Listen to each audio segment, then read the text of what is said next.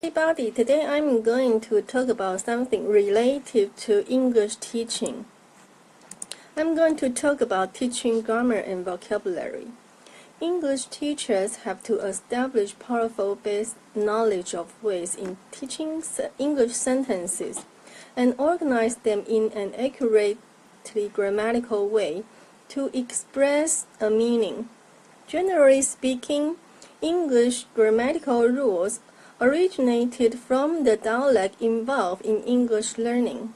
That is to say, English contains many dialects, each of which is constructed with its own unique features. Also, the major principles of sentence management in English grammar are shared by most of the local customs and dialects. Common rules of dialect can be generated into standard Englishes, as well as the English rules. About the grammar, the grammarian identifies the relation of the different kinds of parts to each other and find out universal grammatical principles are followed by most people in the world. Thus, the grammar rule was established. Grammarians in the field of linguistics and English teaching test a language to discover what kinds of speech units the writers or speakers are constructing might get into utterances and fragments. And there are major three grammatical components of grammar. From view of Roderick A. Jacobs in 1995, his book English Syntax, A Grammar for English Language Professionals, he mentioned the syntax, the grammatical principles, units, and the relation involved in sentence structure. Number 2, he mentioned lexical items, the set of individual words, suffix and prefix. Moreover, the concept of the third element he mentioned is semantics, the meaning associated with the lexicon of an idiom with the unit and relation in sentence structures. They are also included in grammatical structures, as well as the grammatical proficiencies of English learners. The above three components that construct grammatical structure need to interact in an ordered and systematical way. The grammatical rules decide how the orders in the sentences should be arranged. Jacob in 1995 emphasizes the significance to grammar teaching as the follows. English teacher and other language professionals need to be familiar with the grammar of English. Grammar being understood as the analysis of the properties characterizing well-formed sentences of language. The three crucial components of this grammar are syntax, the lexicon, and semantics. Other factors as grammatical knowledge influence language structure, but for English it is useful to start by considering sentence structure and meaning independently of situations in which the sentences might be uttered. The prepositional content of a sentence is the core meaning that it has independent of context. The major principles and the properties notes are shared by the family of dialects we refer to as English.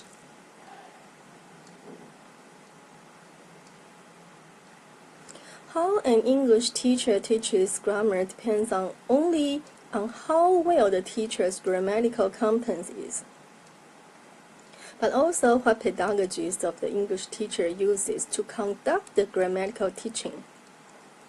Many English teachers think learning English grammar is to learn a set of rules, which are complex and hard to remember. The most different parts of English from the other language is its grammatical structure and senses of tenses. English has a comparatively complexities of grammatical structure with tenses. To express the happening time in the sentence, the certain tense has to be used in the verb. Basically, there are 9 tenses and 2 voices. In the category of present tense, there are simple present, present perfect, and present continuous tense. In future tense, there are simple future tense, future perfect tense, and future continuous tense. Similar structure can be also found in the past tense, such as simple past tense, past perfect tense, and past progressive tenses. On the other hand, 2 voices include active voice and passive voice. Let's talk about an example of grammatical teaching. In English language, there is a special type of modal verb, including can and could, may and might, and must, shall and should and ought to, will and would. The modal verbs come before and modify the major verb in a sentence and make clear ideas like opportunity, requirements, or compulsion. The following are several modal verbs and their functions. Might is for saying uncertainty about the present or future. For example, I might go to the library tomorrow.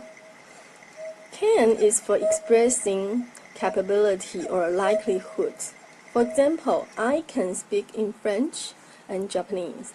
Or language learner can gain higher input when feeling relaxing and confident. Moreover, if the speaker wants to ask permission to make a request, they can say, "Can you come and visit me next week?" So should is for expressing obligation. For example, I should go to school and discuss with my classmate for my English quiz or probability. As in, the books should arrive tomorrow because because I ordered it last Wednesday. So it also has a function of giving suggestions. I think your hard work should make your future bright.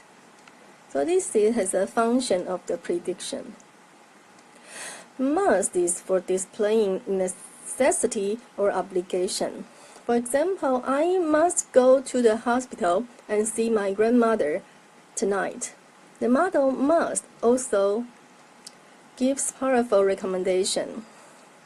You must not drink before driving. English modal auxiliary verb that has contract meaning can be like, you must be here at 10 a.m. with the implication of compulsion.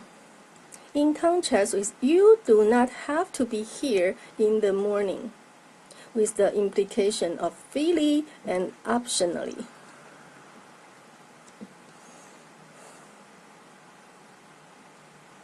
English has a characteristic that include article. Articles of English contain the definite article the and indefinite article an or a. In grammatical rules of article, nouns might be needed or must with or without an article. The article of English is quite different from articles of Chinese, which imply express the function, the shape, or the material of the related noun, depending on vowel and consonant pronunciation. For the first sound of noun, a and an thus can be decided. About a grammatical curriculum that can be designed. In order to design a curriculum focusing on grammatical instruction, the following general grammatical rules are proposed by Schwager and Campbell. In their published textbook titled Better English in 30 Minutes a Day, 10 chapters of grammatical regulations are emphasized. First of all, a good English teacher should teach how to identify nouns. How about a noun in a sentence, a common or a proper noun? Common nouns are usually capitalized except at the beginning of a sentence, according to Schwager and Campbell in 2003. However, the first alphabet of proper noun should be capitalized. Moreover, the usage for singular and plural nouns, possessive personal nouns, reflexive nouns should be mentioned in the very beginning of the grammatical curriculum. Second, how to identify the usage of verb and tenses should be taught to English learners. Every sentence must have a verb to describe the action of the subject. Since the subject and the verb are the two most important parts of a sentence, learning to recognize verb is essential to your progress in becoming a better writer, according to Schwager and Campbell in 2003. English learners should learn the usage of present and past tenses, action verbs, linking verbs, past tense, irregular verbs, principal forms of verbs, auxiliary verbs, adverbs, contractions, future tense, perfect tense, and conditional tenses, and as well as tense shifting. Thirdly, basic sentence structure should be conveyed to our language learner. That is to say, typical sentence pattern of English should be displayed. For example, the subject of the sentence is a person of the thing. The person or the thing the verb is asking or telling about. The subject may be a noun or a pronoun. Every sentence must have at least one subject and one verb and express the complete thought, according to Schwager and Campbell in 2003.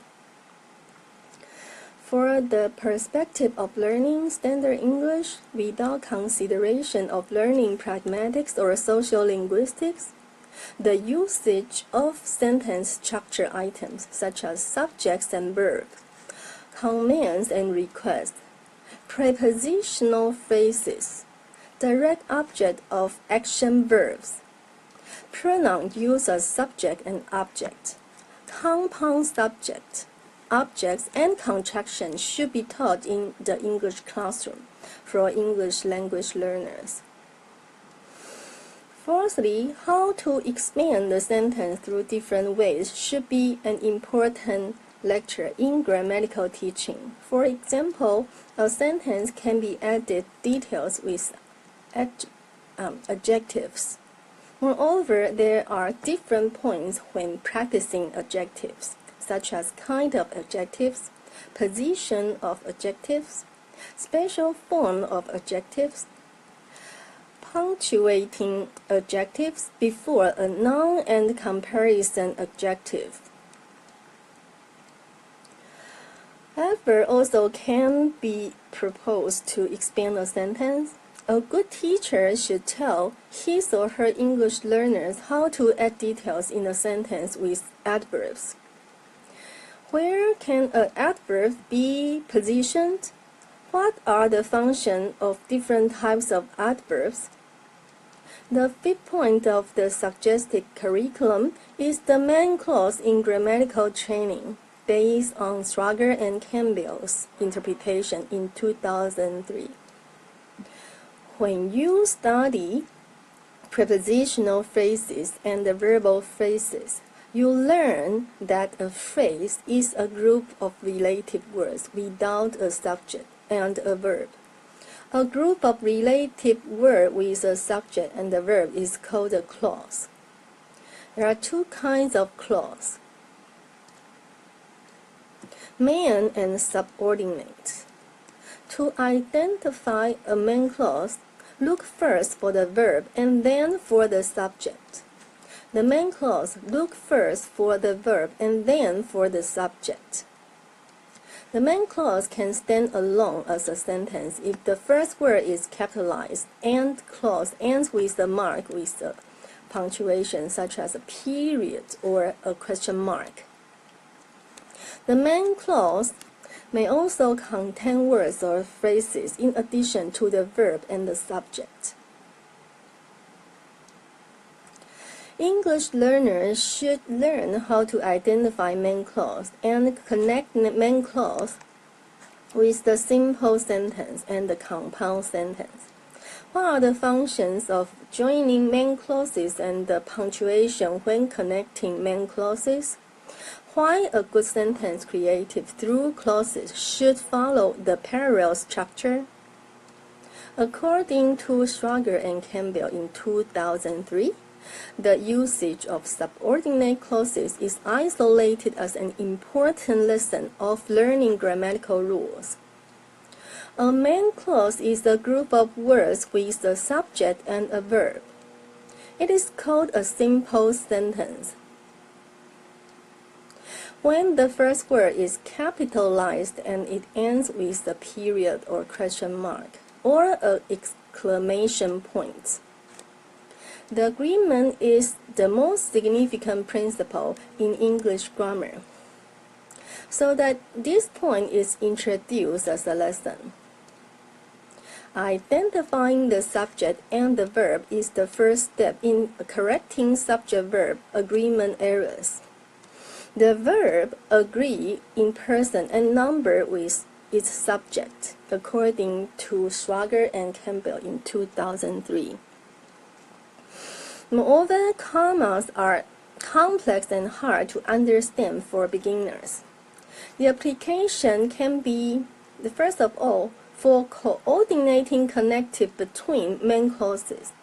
Secondly, separating adverbs or adjectives before a noun. Thirdly, closing words that interrupt. Fourthly, set of words in direct address, setting of non-essential words, setting of direct quotation, indicating geographical names and addresses, etc. Punctuations and capitalization are also important for grammatical learning. In English period, question mark, exclamation point, semicolon and colon and quotation marks, hyphen and dash can be applied in structuring sentences. And some capital letters should be always capitalized, such as the first alphabet of a sentence. The first alphabet of a person's first name or last name, the person's pronoun, I, the first alphabet of names of continent, country, nationalities, states, cities, bodies, or water, places, and streets, the first alphabet of the name of the days of a week, month, holiday, and the first alphabet of the names of a commercial products, the name of the company, organizations, governmental agencies, or offices, the title of a person, a book, magazines, newspaper, article, story, poem, film, television, show, songs, paper, school, colleges, and so on. So, last but not the least, words sound alike sometimes are difficult for learners who have less opportunity to read English. Many words sound the same, nevertheless, they have different usages and meaning. For example, accept and accept, affect and effect, already and already, it's and its. It is and the pronoun, the no of knowing something and the rejection no, the personal and the personnel office, the principal and the principal, very quiet and very calm, quiet. So Stronger and Campbell in 2003 emphasized that words that sound alike or look alike can cause many problems in spelling. So these words are what we have to memorize clearly. In English language, there are diverse formats its vocabulary, such as the phrasal verbs and the word derivation. Phrasal verbs may not be easy for English learners to learn since they have more than one or two expressions and multiple syntactic patterns. Phrasal patterns can be applied in distinct ways between American and British English. They are usually two-word phrases consisting of a verb plus adverb or verb plus preposition. For example, ask someone out means invite, blow up means explode, break down means the function and the working are stopped.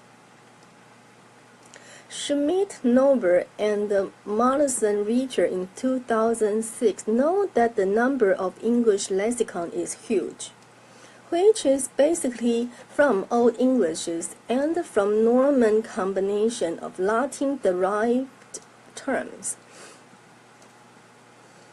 This explains why English learners usually have to spend several years mastering English in order to accumulate sufficient words in mind and establish vocabulary proficiency. Some scholars have proposed pedagogies of teaching and learning. Based on John's research in 2009, there is evidence that semantic prosody, a novel linguistic theme, should attract much attention in ESL or EFL word learning and teaching. Research suggests that inappropriate word choice arising from ignorance of the semantic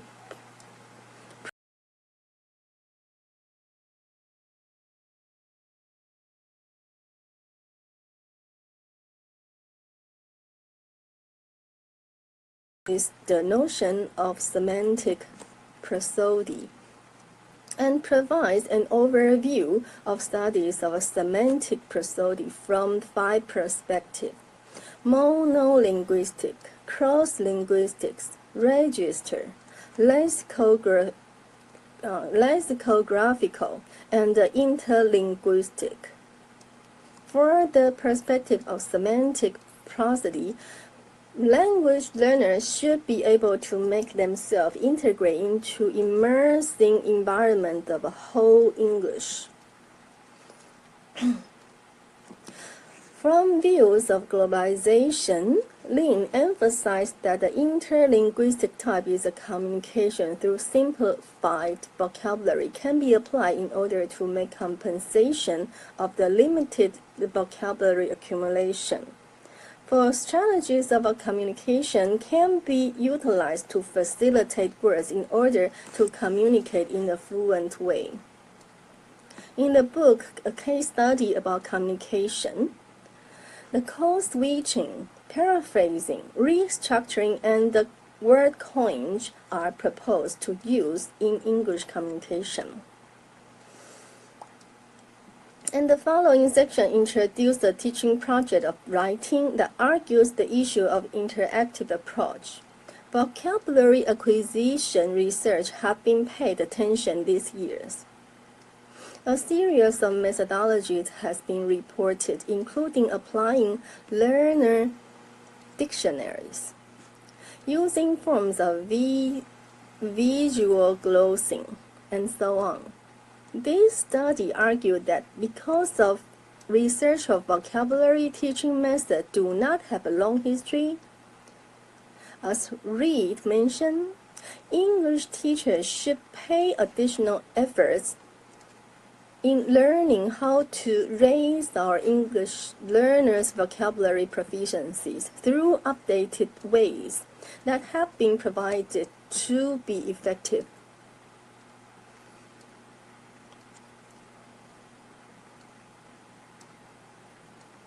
And this study aims to investigate the pedagogies of the language vocabulary. In addition, it reports the author's perception of specialized and modernized techniques of English vocabulary through interactive approaches that River in 2000 suggests, and provide the results of a research plan conducted at National Science University in Kaohsiung of Taiwan, where 26 learners learn higher intermediate level vocabularies in a required general English course. In the class of 26 students, the researcher as well as the trainer applied teacher-centered audiolingual in the first 2 months, and the student-student interactive approach is to learn vocabulary in later 2 months, as well as the fourth and the third months. The statistical result shows that 26 student performance of memorizing the higher level vocabularies was significantly different before and after the treatment of student-centered interactive approaches. The result of the study imply the teacher-centered approach should be replaced by the student-centered approach and interactive strategies when teaching vocabulary. About the pedagogies of teaching vocabulary, the pedagogies are important under the trend of globalization in the past 2 decades. In the increasing international situation resulted from frequent international interaction for various purposes, the adult language learners' vocabulary accumulation are confronting a condition of being tested. That is to say, the Chinese English learners' vocabulary proficiency would be examined due to the unavoidable worldwide contracts caused by the globalization.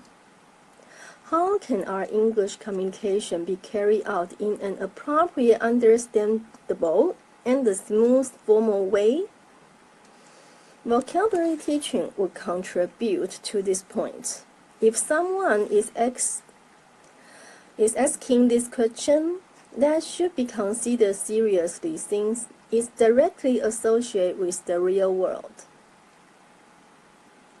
This study argues that under the trend of globalization, English teachers, especially who are teaching adult learners in universities, should fully apply the updated interactive approaches in order to teach their student English vocabulary.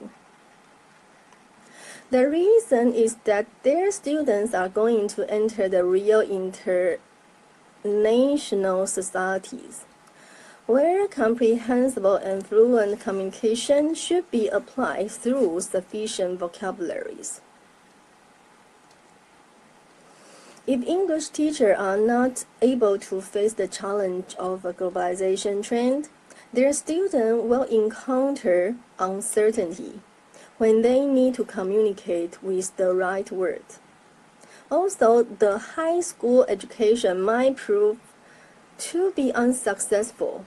This study argues that in order to accommodate with the trend of globalization, university teachers should figure out a dynamic way of teaching vocabulary for their students to really apply and make compensations for traditional vocabulary pedagogies. So this year, a number of researchers have devoted themselves to the techniques of vocabulary teaching and learning. Moreover, Zaha mentioned that the concentration on second language vocabulary acquisition has developed speedily in the last 10 years, while the second language vocabulary acquisition research is no longer a neglected area, an ignored area.